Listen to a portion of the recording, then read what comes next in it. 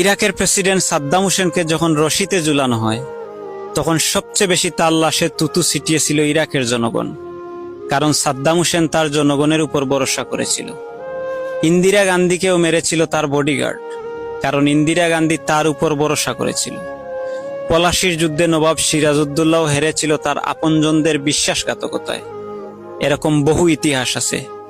যারাই কাউকে ভরসা করেছিল তারাই চরমভাবে ঠকেছে। আপনি জানেন কি আপনাকে সবচেয়ে বেশি কষ্ট কে দিতে পারে? আপনি সবচেয়ে বেশি যাকে ভরসা করবেন সেই মানুষটাই। এ পৃথিবীটা কেউ কারো নয়, একমাত্র আপনি ছাড়া আপনার সাথে কেউ নেই। সবাই সুখের ফেরিওয়ালা।